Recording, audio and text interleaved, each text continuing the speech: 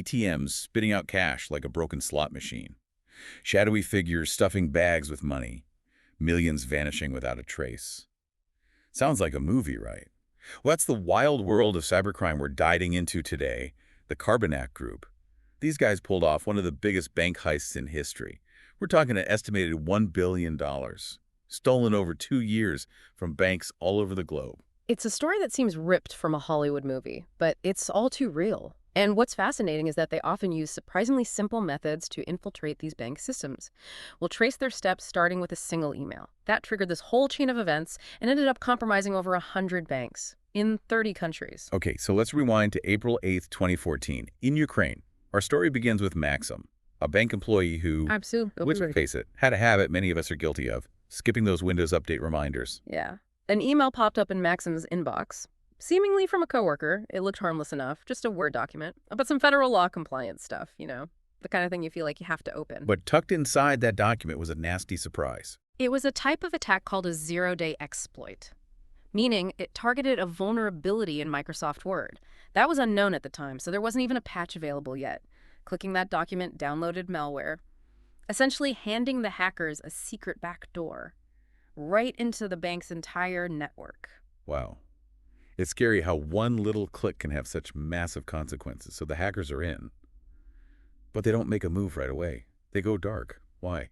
They were incredibly patient. For months, they basically played the role of a fly on the wall, digitally speaking. They observed bank employees, learning the routines, the systems, everything about how money moved through the bank, transfers, ATM operations, you name it. They were learning it all. There's this chilling anecdote from a Kaspersky Lab security specialist who was investigating the hack. He was working on a bank computer and suddenly realized someone was watching him type in real time. It was one of the hackers. Can you imagine that feeling? Knowing someone is in the system, seeing everything you're doing, it gives me chills just thinking about it. It really shows the level of access and control they had. So after months of this digital surveillance, the Carbanak Group finally decided to make their move. And they came up with not one, not two, but 3 ingenious methods to steal money.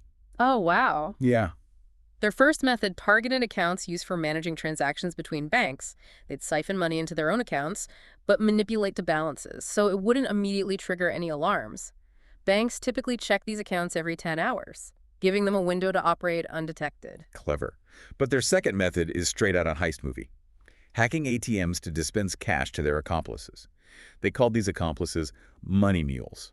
Basically recruiting people, often through criminal networks, to collect the cash from ATMs and hand it over. And their third method was perhaps the most audacious. They'd exploit vulnerabilities in bank databases to artificially inflate account balances. So imagine you have a couple bucks in your account and suddenly it shows $1 million. Of course that money isn't real, but it allowed their money mules to make large withdrawals before anyone noticed. It's almost like they found a way to print their own money, digitally. It's insane how simple yet effective it was. Yeah. And they didn't just hit 1 or 2 banks. This was a global operation spanning 30 countries. They needed to understand different banking systems, coordinate money mules across borders, and cover their tracks. Their technical sophistication was truly remarkable. But like many crime sprees, their luck was about to run out. And it all went down in Taipei, July 2016. Carbanak set their sights on First Bank in Taiwan. Yeah. But this time, things would be different. The Taiwanese police were on high alert, and their response was swift and dramatic. We're talking 500 officers, analyzing citywide CCTV footage, tracking the money mules' every move. They even managed to apprehend a few of them, which had never happened before. And here's where things get really interesting. One of the money mules, in a panic, stashed bags of cash in a park. But get this, an elderly man stumbled upon one of the bags and thought it was a gift from God. He took it home. Wow. Can you imagine? It's like something out of a comedy in the middle of this high-stakes cyber heist. But it really shows how this whole operation was starting to unravel. The police eventually recovered the rest of the money and caught the other mules. For the first time, Carbanak had slipped up. They left a trail, and investigators were hot on their heels. That trail ultimately led them to the alleged mastermind behind it all, Dennis K., a Ukrainian living a life of luxury in Spain. He was a coding genius, the brains behind Carbonac's sophisticated attacks. He preferred using Bitcoin, thinking it would keep him under the radar. But even a cybercriminal mastermind needs to spend money in the real world, right? Exactly. And that's how authorities finally caught up with him. In March 2018, the raid on his home was like something out of a movie. Luxury cars, jewelry, And of course, a stash of Bitcoins. All seized. You'd think that would be the end of the story, case closed. But there's a twist. Even with Dennis K. behind bars, the vast majority of that stolen $1 billion is still missing. It's a mystery that continues to baffle investigators. Where did the money go? Was it laundered through complex financial networks? Converted into untraceable assets? We may never know for sure. And there's another layer to this that's really intriguing. Experts believe Dennis K., while brilliant, wasn't a lone wolf. There's evidence pointing to a larger network, with shared code and tactics linking Carbanak to other hacking groups. Right. And some security experts even suspect possible involvement from the Russian government, specifically groups like Cobalt Spider, which are believed to be state-sponsored. So it goes way beyond just a group of hackers pulling off a heist. It raises questions about cyber warfare and the blurring lines between organized crime and government-backed operations. It's a whole other dimension to this story, and it highlights the complexity of fighting cybercrime. In the digital age, how do you even begin to track down a piece of code or hold individuals accountable when those lines are so blurry? It's a challenge that law enforcement agencies around the world are grappling with. This case was a wake-up call for the financial industry back in 2014. It exposed vulnerabilities they didn't even know existed. But what's fascinating is that Carbanak also, inadvertently, helped to improve cybersecurity in a lot of ways. Absolutely. After this, banks and financial institutions realized they needed to seriously step up their game. They started investing heavily in threat detection systems, fraud prevention tools, and incident response teams, essentially creating multiple layers of defense to make it much harder for hackers to break through. So more protection to make it harder for the bad guys to get in, that's good. But what about the rest of us? I mean, we're not running banks, but our data is still valuable. That's a crucial point. Everyone is a potential target for cybercriminals. You don't have to be a financial institution to be at risk, and that's why individual cybersecurity is more important now than ever. Okay, so let's get practical. What can we do to protect ourselves? I mean, most of us aren't cybersecurity experts. You don't have to be an expert to take some basic steps to improve your security. First and foremost, keep your software updated. It sounds simple, but as we saw with Maxim, outdated software is like an open invitation for hackers. So no more ignoring those update reminders. Check. What else? Be extremely wary of suspicious emails and attachments. Don't click on links from senders you don't recognize, and be extra careful about phishing scams. They're getting incredibly sophisticated, designed to trick you into giving up personal information. They do look so real these days. It's easy to fall for them. That's why it's important to be vigilant and always use strong, unique passwords. For your online accounts, I know it can be a hassle to remember so many different passwords. It really is. That's why I recommend using a password manager. It can generate and store strong passwords for you, so you only have to remember one master password. Great tip. What about two-factor authentication? I hear that's important. Absolutely. Enable two-factor authentication whenever possible. It adds an extra layer of security, requiring you to enter a code sent to your phone or email to log in. It makes it much harder for hackers to access your accounts, even if they steal your password. Okay, so updates, strong passwords, two-factor authentication.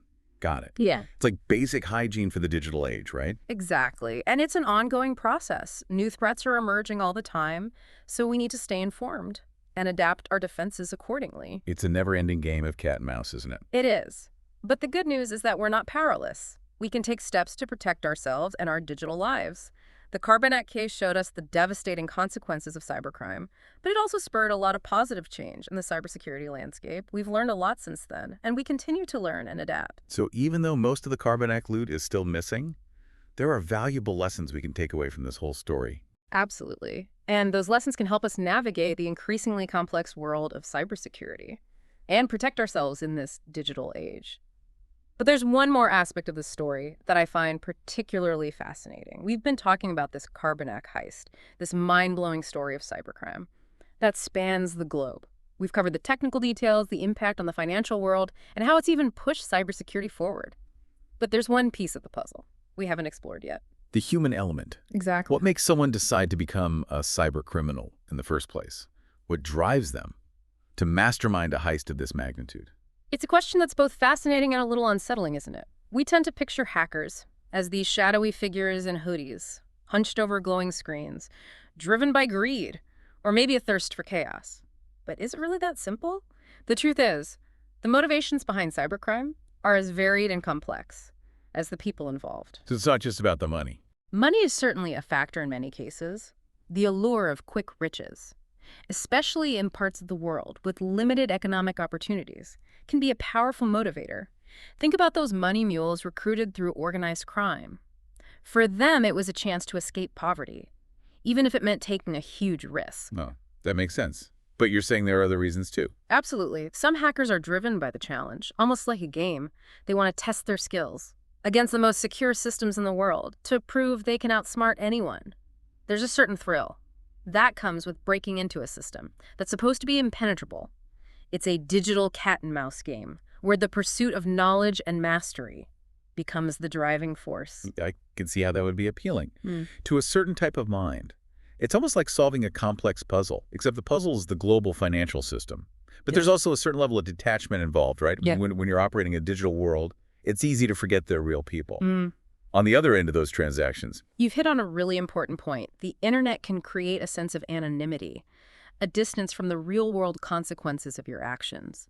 It's easy to get caught up in the technical challenge, the thrill of the game, and lose sight of the fact that cybercrime has victims. Behind those stolen bank accounts are real people, businesses, and livelihoods that are impacted. and then there's the whole geopolitical dimension to cybercrime, which adds another layer of complexity. Earlier, we talked about the suspected involvement Yeah, of the Russian government.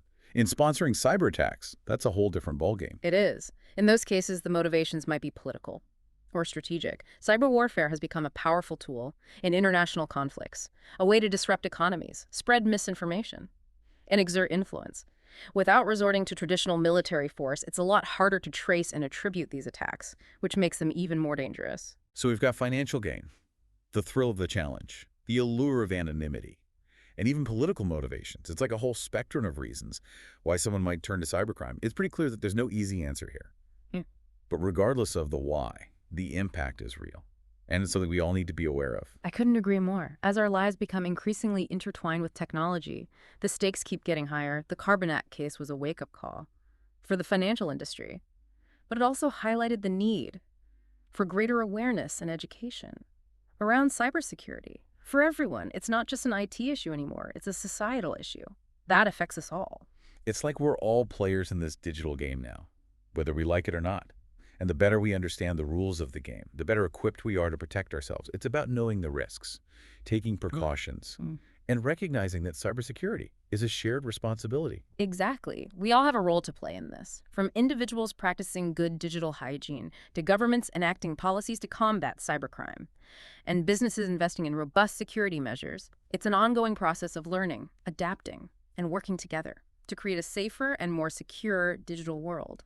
This whole deep dive into the Carbanak heist has been a wild ride. It's a story filled with twists and turns, technical brilliance, and a reminder that the digital world, for all its wonders, also has its dark corners. But it's also a story that highlights the incredible resilience of the human spirit. Even in the face of such a sophisticated attack, we learn, we adapt, and we find ways to protect ourselves. It's a testament to human ingenuity on both sides of the equation. And while the missing millions remain a mystery, perhaps the most valuable takeaway from the Carbanak case is the lessons we've learned about the importance of cybersecurity in a world that's becoming increasingly digital. Thanks for joining us on this journey into the world of cybercrime. We hope you found it insightful, maybe even a little bit thrilling.